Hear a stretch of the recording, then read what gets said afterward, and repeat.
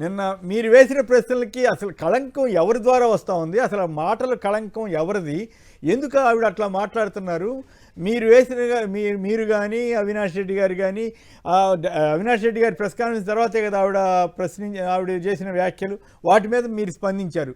మీరు అడిగిన వాటిలో ఒక్కదానికి కూడా స్పందించకుండా ఆవిడ ఎందుకు తెలుగుదేశం అధికార ప్రతినిధి మాదిరిగానే వ్యవహరిస్తున్నారన్న విమర్శకు ఆస్కారం ఇస్తున్నారు? ఓవరాల్గా దీని మీద మీ కామెంట్ చెప్పండి.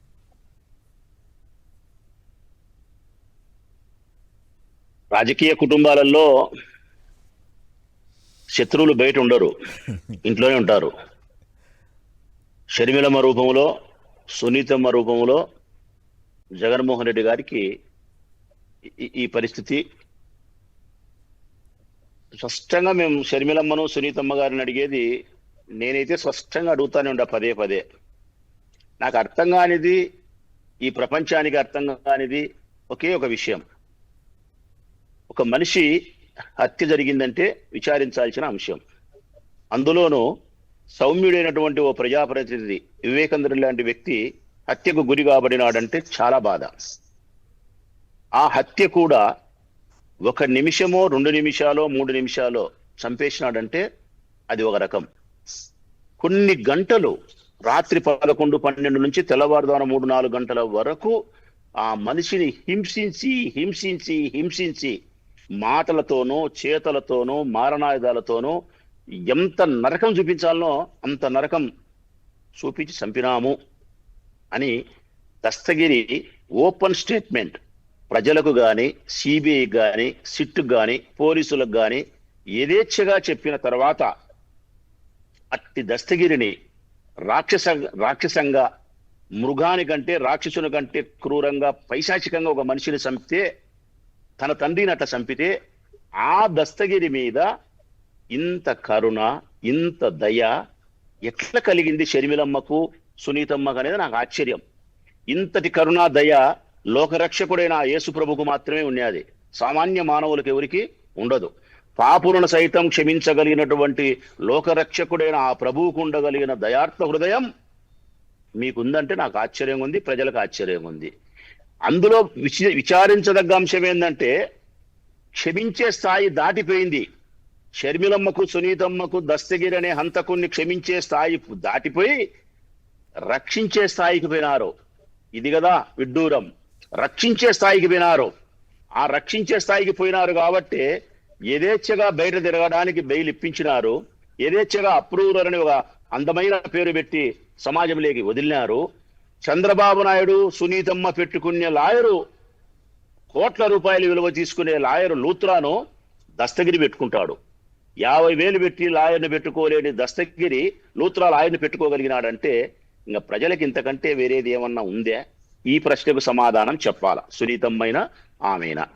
రెండవది, చంపేటప్పుడు ఒక ఎంపీ పదవి కోసమో దానికోసం అయితే నాకు ఈ డాక్యుమెంట్ కావాలా, ఈ డాక్యుమెంట్స్ మీద సంతకాలు పెట్టు అని చెప్పి దస్తగిరి కొట్టి కొట్టి కొట్టి కొట్టి వివేకానంద రెడ్డి గారితో డాక్యుమెంట్స్ మీద సంతకాలు పెట్టించుకుంటే ఆ డాక్యుమెంట్స్ ఏంటి, దాని మీద రౌండ్ సీల్ వేసుకున్నారు ఏంటివి ఇవి అని చెప్పి సిబిఐని ఈ ద్వారా విచారణ కొనసాగించమని చెప్పి సునీతమ్మ కోరదు, ఎట్టి పరిస్థితుల్లో కోరదు. అంతకు మించి షమీంకు, అంటే 2వ వివాహమైనటువంటి షమీంకు వివేకానంద రెడ్డి గారితో వారి ప్రేమ ఫలితంగా జన్మించినటువంటి ఓ అబ్బాయి, వారికి ఎంతో మేలు చేయాలనే సంకల్పం వివేకానంద రెడ్డి గారికి. ఇది జీర్ణించుకోలేని వివేకానంద రెడ్డి గారి భార్య, బిడ్డ, అల్లుడు. కారణం 1 పరువు, 2 ఆస్తి. 1 ఈ వయసులో నీవు పని చేయడం వల్ల మన కుటుంబ గౌరవం పోతుందనే బాధ వారికి, అది సహజమే. 2వది, ఆస్తి తీసుకుపోయి వాళ్ళకి ఇస్తావా అని చెప్పి 2వది. ఈ నేపథ్యంలో షమీంకు వివేకకు జరిగిన చాటింగ్, అంటే నేనుండా భయపడద్దు తప్పకుండా చేస్తా అని చెప్పి చెప్పిన మాటలు, లేకుంటే షమీం మీ బిడ్డ నన్ను ఫోన్ చేసి చాటింగ్లు ఇట్లా మాట్లాడుతానని చెప్పే విధానము, ఇవన్నీ జరిగి వివేకానంద రెడ్డి గారి చెప్పును రద్దు చేయడం, ఆయనను మనిషిలాగా చూడకుండా పురుగులాగా కుటుంబ సభ్యులు వెలేసినట్టు చూడడం, ఎన్నోసార్లు ఆయన ఇంట్లో కూడా రాణించకపోతే తాపల మీద తాగి నిద్రించిన రోజులు ఉండడం, ఆయనకు ఖర్చులు కూడా లెక్కలేని పరిస్థితి మీరు చేయడం, 3-4 సంవత్సరాలుగా కుటుంబములో తీవ్రమైనటువంటి అలజడి జరుగుతూ మీ 3 కుటుంబాల మధ్య ముక్కోణములో అనేక రకాల వాదనలు జరుగుతూ ఉండే సందర్భములో ఈ కోణములో విచారణ చేయమని సిబిఐని కోరాలా, కోరకూడదా? అది వదిలేద్దాం. అది కూడా వదిలేద్దాం. నిన్న షర్మిలమ్మ ఇంకొక మాట మాట్లాడుతుంది. సిబిఐ న్యాయం చేయలే, భారతీయ జనతా పార్టీ న్యాయం చేయలే, సుప్రీంకోర్టు న్యాయం చేయలే సునీతమ్మకు అని ఒక మాట అంటుంది.